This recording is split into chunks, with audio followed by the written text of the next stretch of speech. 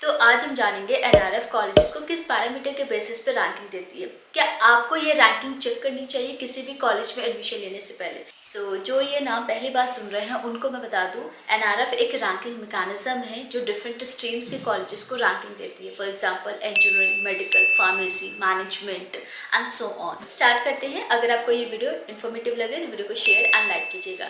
सबसे पहले हम एनआरएफ के बारे में बात करते हैं। National institute of ranking framework, ये एक रैंकिंग फ्रेमवर्क है जो हर साल इंस्टीट्यूट, कॉलेज या यूनिवर्सिटीज़ को रैंकिंग देती है। तो 2023 की जो रैंकिंग है वो रिलीज़ हो चुकी है। 5 जून 2023 को हर स्ट्रीम के कॉलेजेस की रैंकिंग रिलीज हुई थी। So the thing is, what is NIRF?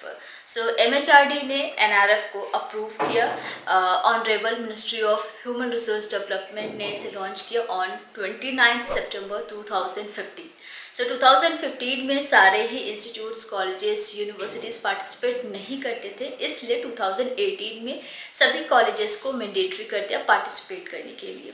ये फ्रेमवर्क देश भर के इंस्टीट्यूशंस को रैंक करने के लिए एक मेथोडोलॉजी की आउटलाइन तैयार करता है। एनआरएफ कॉलेजेस को डिफरेंट पैरामीटर के बेसिस पे रैंकिंग देती है। तो टोटल 5 पैरामीटर्स हैं: teaching, learning and resources, research and professional practices, graduation outcomes, outreach and inclusivity, perception. जब हम रैंकिंग की बात करते हैं तो एक और वर्ड हमारे माइंड में आता है, that is accreditation. What is the difference between ranking and accreditation? Ranking yearly affairs है, ये एक एनुअल रिपोर्ट कार्ड है, यानी कि पूरे एक साल का जो भी परफॉर्मेंस है उसके बेसिस पे से रिपोर्ट कार्ड मिलता है या फिर इसे रैंकिंग मिलती है। दूसरा, एक्रेडिटेशन जो है ये 5 साल का कॉम्प्रिहेंसिव असेसमेंट है। किसी भी इंस्टीट्यूट को एब्सोल्यूट ग्रेड मिलता है 5 साल के लिए। अब उन 5 सालों में उस पर्टिकुलर इंस्टीट्यूट ने कैसा परफॉर्म किया, गुड और वर्स, वो डिपेंड करता है, लेकिन वो 5 साल उसका रिजर्व हो जाता है और उस 5 साल के बाद ही फिर से एक्रेडिटेशन मिलता है। अब यहाँ पे ग्रेड आती है, जैसे आपका NAAC A++, grade like A+ और A समथिंग लाइक ऐसे होता है, ठीक है। जो रैंकिंग है, जो NRF रैंकिंग मिलती है वो हर साल मिलता है, हर साल अपडेट होता है on the basis of performance of a particular institute.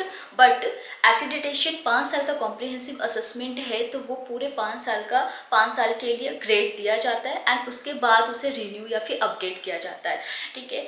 अब उन 5 सालों में हो सकता है वो पर्टिकुलर इंस्टीट्यूट या यूनिवर्सिटी की जो परफॉर्मेंस है वो बेकार भी हो सकती है और अच्छी भी हो सकती है, लेकिन एक्रेडिटेशन 5 साल के लिए रहेगा तो वो चेंज नहीं होगा।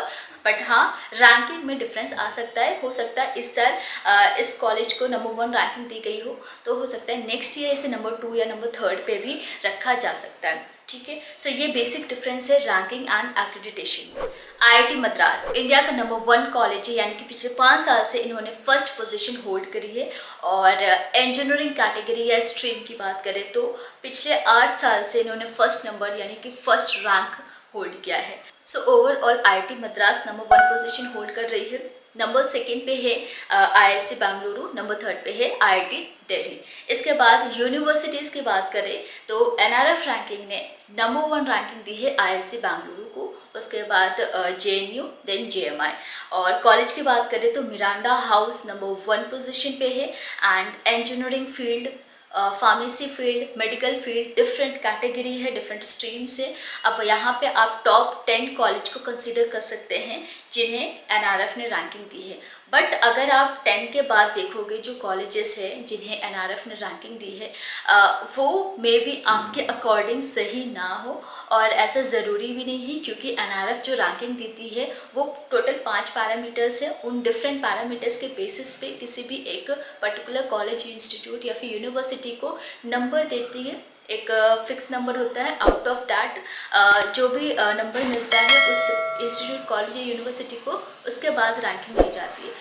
डिफरेंट पैरामीटर्स होता है, लेकिन जो एक स्टूडेंट है जिसे एडमिशन लेना है पर्टिकुलर कॉलेज में, उसके लिए हो सकता है प्राइमरी प्लेसमेंट हो, ठीक है। अगर आप प्लेसमेंट की बेसिस पे एडमिशन लेना चाहते हो तो एक बार के लिए आप एनआरएफ देख भी सकते हो, लेकिन सेकेंड जो चीज़ आपको करनी होती है, पर्टिकुलर कॉलेज का प्लेसमेंट आपको खुद मैनुअली चेक करना होगा।